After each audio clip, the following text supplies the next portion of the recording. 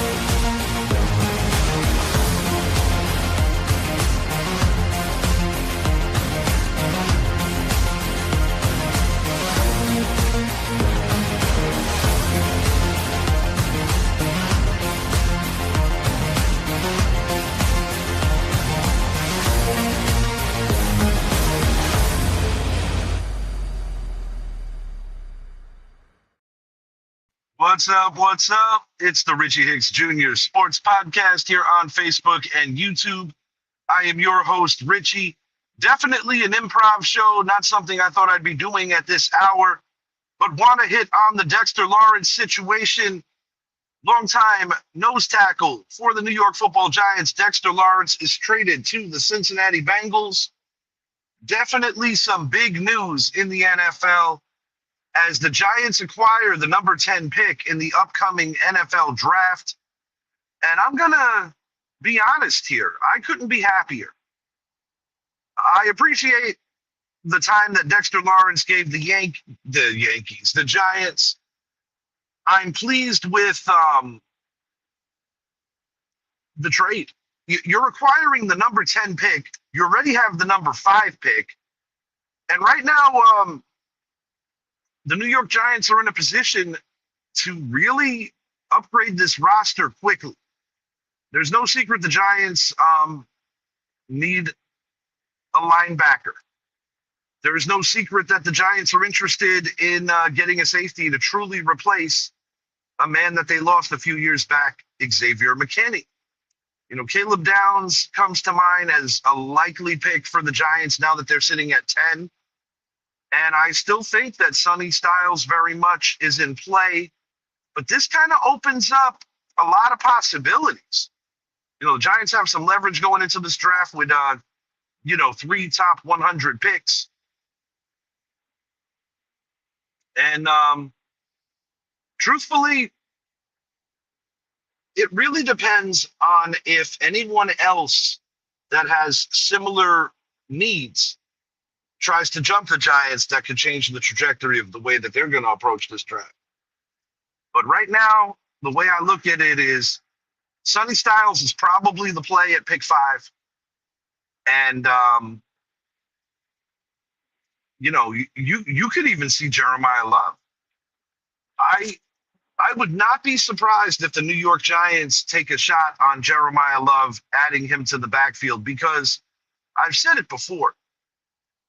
You can feel a little more comfortable about drafting a running back in addition to whatever you do at 10, assuming that they got Love at 5, because you have that extra first-round pick.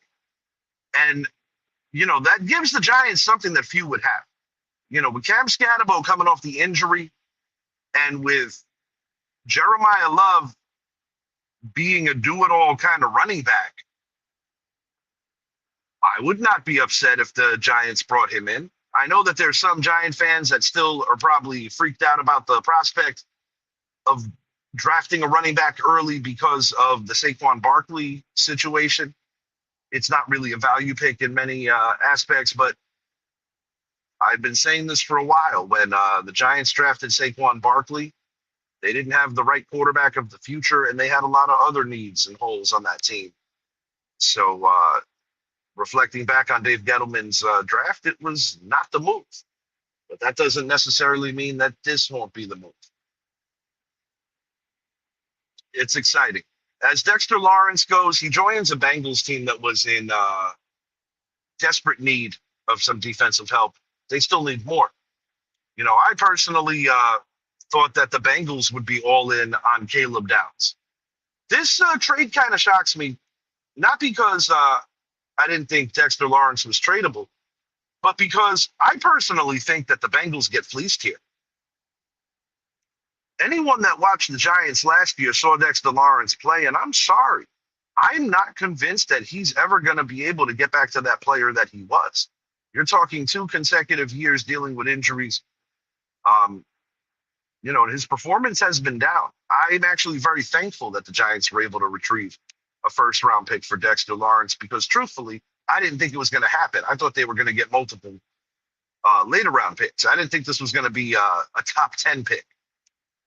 And I must admit that I'm a lot more confident that John Harbaugh is in a power position here because, Joe Shane, if you look at the last time that the Giants drafted this high, Kayvon Thibodeau has not exactly flourished. He's a good player.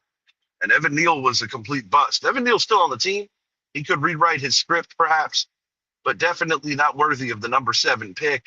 And truthfully, Kayvon's production hasn't necessarily been worthy of a number 5 pick. And this is a final year for Kayvon Thibodeau, more than likely with the Giants. I also thought that he potentially could have been a trade candidate as well. But I think the shocker for me is that Dexter wanted out when the Giants are finally getting some serious stability in the front office, coaching-wise, doing things a little different now. And the Bengals, it's been the story for them for quite some time that, offensively, they are very gifted and they can score points in bunches when Joe Burrow is upright. Well, offensive line struggles have been a real thing there where he has taken one too many beatings. But it's the defense that has robbed that team of so many potential victories over the last few years. So Dexter Lawrence, I think in the Bengals' minds, is a player you can build around. I don't think he's the same player. We shall see. But as far as I'm concerned, good job. And I'm going to make it simple. Why would you want to put more money on a guy who's coming off a bad year and flat out doesn't want to be here? A little interesting to see what he's going to do with about that Giants tattoo. Johnny Damon played with the Yankees with a Red Sox tattoo, so I wish him well, though. I have no bad for Dexter Lawrence, regardless of the way things got blown out that last year with the New York Giants. The Carl Banks beef and just the underperforming and, a lot of meltdowns with the media. I understand it to a level. You want it best. Losing can really frustrate people too. And the Giants, unfortunately, have been losing a lot. But so many possibilities. Do you add a top flight wide receiver opposite of Malik Neighbors? You could do that with one of your first 3 picks. Do you add talent in the running back room? Or do you address defense twice? I like the idea of college teammates joining them forces in the NFL. I think there's a lot of familiarity there. I think it makes the transition to the pro game better. And, another guy to consider, not that I would be drafting him at 10, but Caden McDonald, also out of Ohio State, definitely could be a player to look at because of his run-stopping value. But this one thing about the Giants that I will give them credit for, they have always been able to score really good interior defensive linemen. Going back to Dalvin Tomlinson, they have always been able to do well there. And we're going to find out which direction they go. But one thing I do know, the New York Giants are in a much better place today than they were yesterday. And with the draft coming up, it's going to be very exciting. Absolutely. Changing it over, I want to talk about my New York Knicks. Big game 1 victory it was getting kind of fiery down there on the court. I gotta say, the referees really let these guys play. Jalen Brunson took a knee to the groin, had a little bit of a scare with OG Anunoby rolling his ankle. It was good to see him come back. Very physical game one. Karl Anthony Towns was not getting it done early with his shot. He was very quiet for the first half, but was able to put together a solid game in the second half and was really feeling the three ball late. Jalen Brunson came out in the first quarter just on pure fire. But I do believe that the